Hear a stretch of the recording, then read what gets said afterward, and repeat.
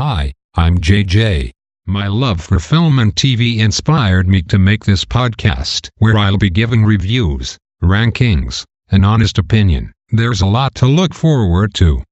Films like James Bond, Batman. I will also be talking about TV shows like the originals, Arrow, and my all-time favorite, Dallas. Well, let's not waste any time.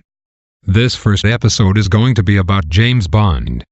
I will be ranking my top 10 favorite films in the official series. This is a subjective list of the films I enjoy the most.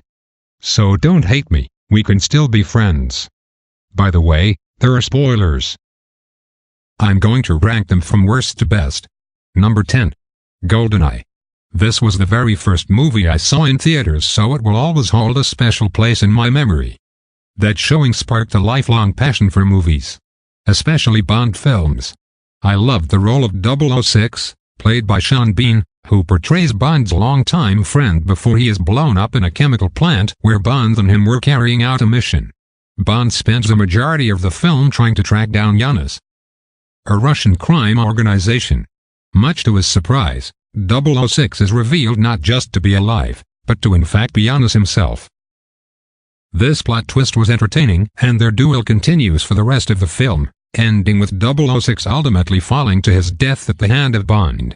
It was interesting to watch the demise of a Bond friendship, demonstrating once again why Bond distances himself from everyone around him.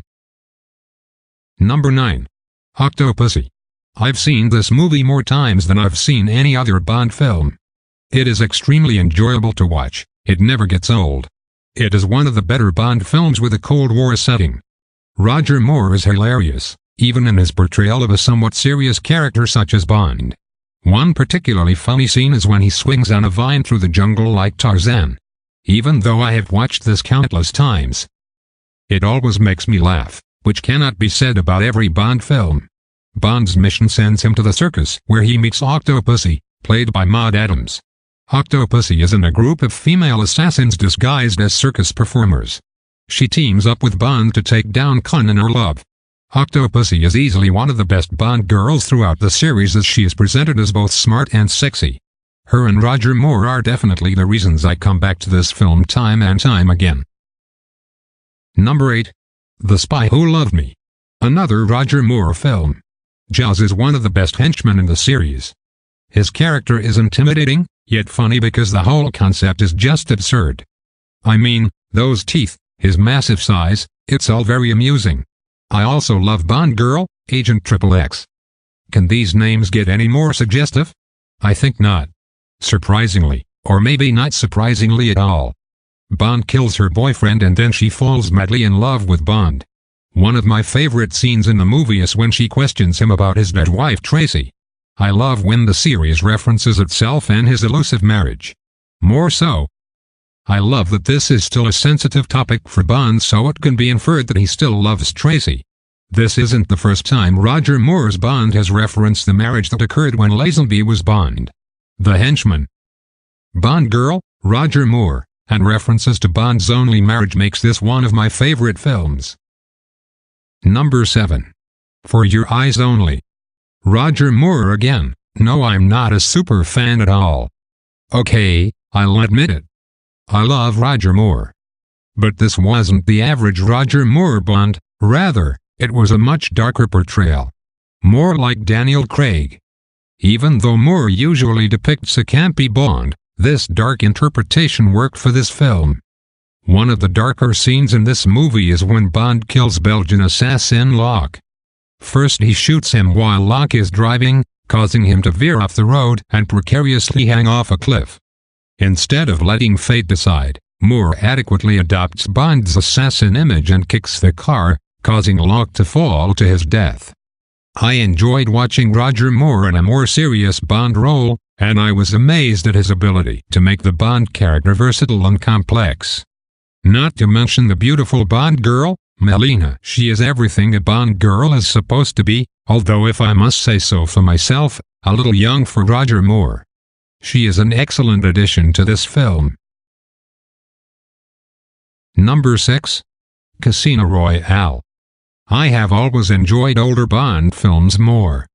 The classic renditions featuring Connery and Moore introduced the original elements that fans have come to love.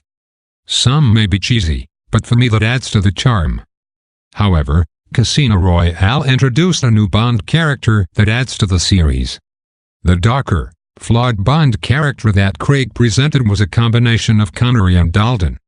This movie shows the beginning of Bond not only becoming a 00 agent, but also the beginning of his distrust towards women. The villain, Le Chiffre, played by Mads Mikkelsen, was different from other Bond villains. Instead of hiding behind mysterious motives and operating in the shadows like Blofeld, he is out in the open throughout most of the movie. It is revealed that he needs to win the high-stakes poker game in order to stay alive. While there are times when he is powerful, his vulnerability can also be seen. Such as before he dies, he is shown begging for his life. Vesper, played by Eva Green, is also unlike most Bond girls. She was the first girl that Bond loved. So much so, that Bond retired in hopes of living a normal life with her. Although he falls deeply in love with her, she ultimately betrays him and then takes her own life. It is not obvious whether she took her own life out of guilt or fear or both. Vesper's death leads Bond to avoid deeper relationships as he doesn't want to fall in love just to have them die or be betrayed. However, in OHMSS Bond meets Tracy. Tracy has experienced dark struggles, as seen in her suicide attempt, in which Bond is able to relate to his own hidden vulnerability. Their troubled pasts allow them to be genuine with each other, fall in love, and get married. If I watched Casino Royale before I had seen on Her Majesty's Secret Service, I would have said that James Bond loved Vesper more, and it probably would have been my favorite relationship in the series. However, due to Bond's marriage, it shows that he had the strongest feelings toward Tracy. The darker, more complex characters in this movie reinvigorated the series and brought Bond into the modern world of cinema. Number 5. From Russia with Love. Sean Connery's performance in this film reminds me of John Hamm from Mad Men. He gives off this cool, calm, and collected persona. But that is exactly what a 007 should be.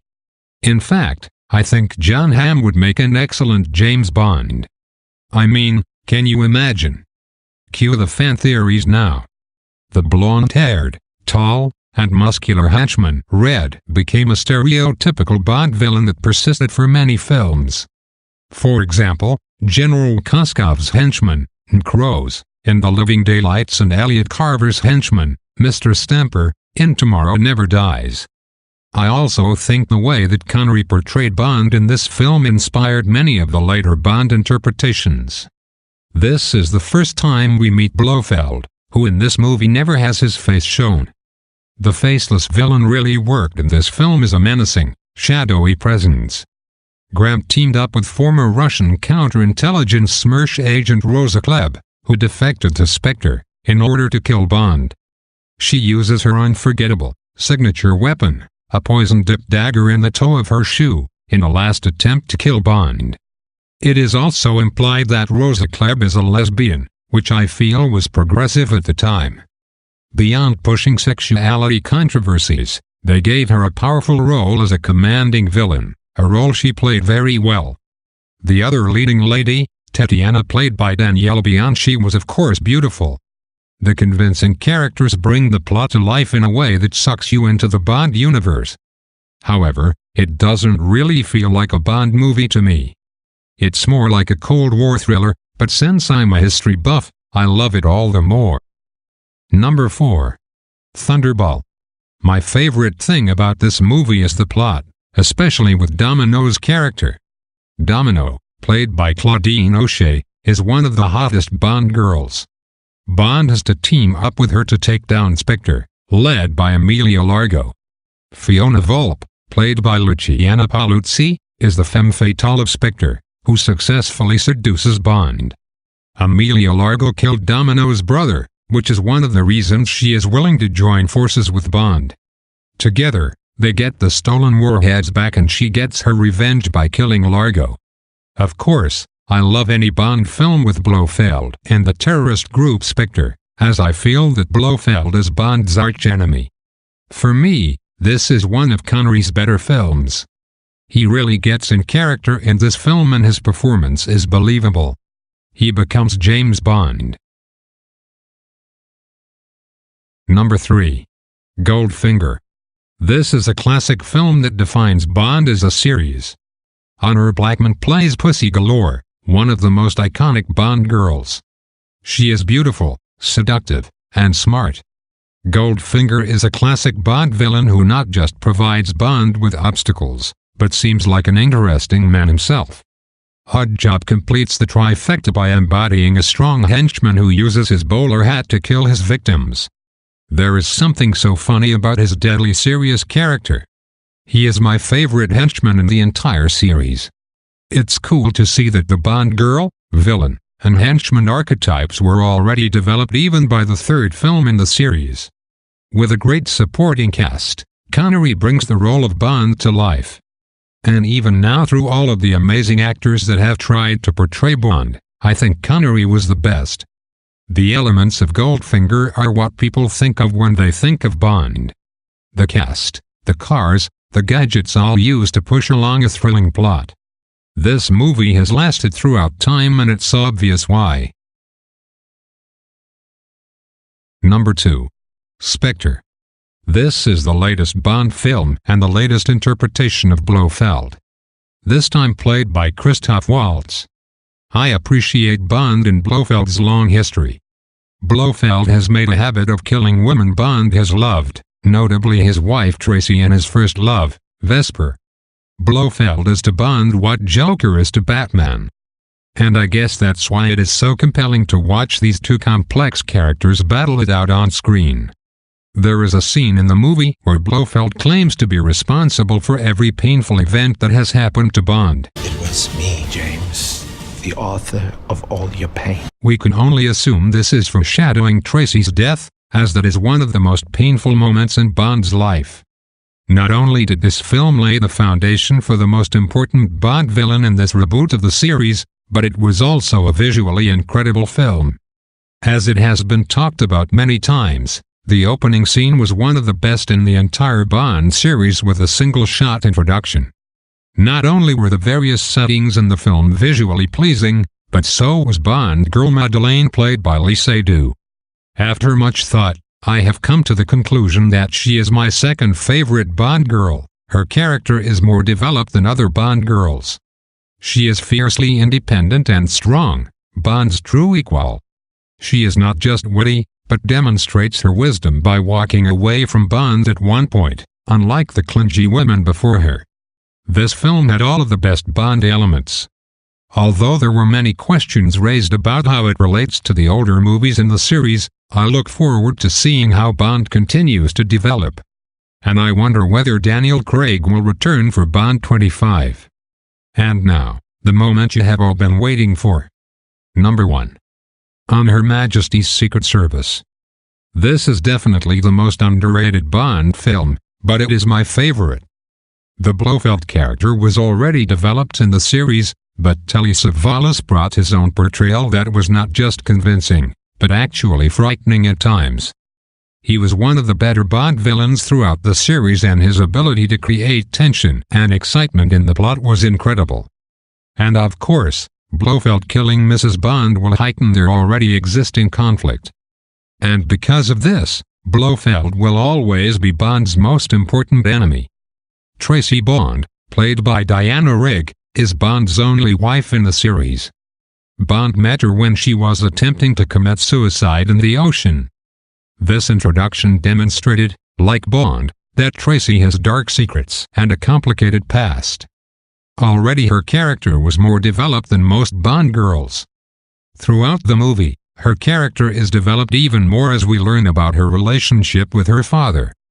While she loves her father, she doesn't completely support his crime-ridden lifestyle. Her ability to be vulnerable and her well-developed character allowed Bond to actually fall in love and eventually marry her. Their marriage, although short, was a symbol of Bond's never-ending love for her. And because it is the only marriage in the series, shows that Bond holds her higher than other women he has met. There is a lot of controversy surrounding whether Bond loved Tracy or Vesper more. I believe that he loved them differently. Unlike Vesper, Tracy never betrayed Bond, which is one of the reasons I value their relationship even more. I would also say that him loving Tracy was even more significant because this was after he was hurt by Vesper, showing that he was willing to take a risk for Tracy regardless of the consequences. And of course, Bond was played by George Lazenby. Prior to this film he was a model.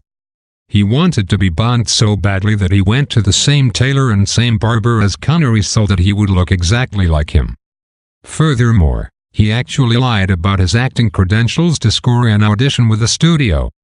He didn't really have acting experience, and during a fight scene for his audition, he ended up injuring a stuntman because of his inexperience. Although he lied and manipulated his way into the role, I think he actually did a great job playing Bond. It is hardly mentioned, but people would have hated anyone who filled the role after Connery since they had grown to love him. With that being said, he became Bond on screen. So much so, that even a huge Bond fan like myself enjoys his Bond movie the best. However, I wonder what this film would have been like had Connery played Bond. And if people would have enjoyed it more. Another reason I love this movie so much is how it features the song "We Have All the Time in the World." We have all the time in the world. This song represented their relationship. And even though she died, how they will always love each other. Lastly, this film was visually stunning. The action scenes were impressive, especially the ski chase. The great romance, horrifying villain, and action combined to make this film my all-time favorite Bond. Well, there you have it. Those are my top 10 favorite Bond films. I want to know what you think. What are your favorite films? Who does Bond love more? Who is your favorite villain? Leave a comment below and let me know.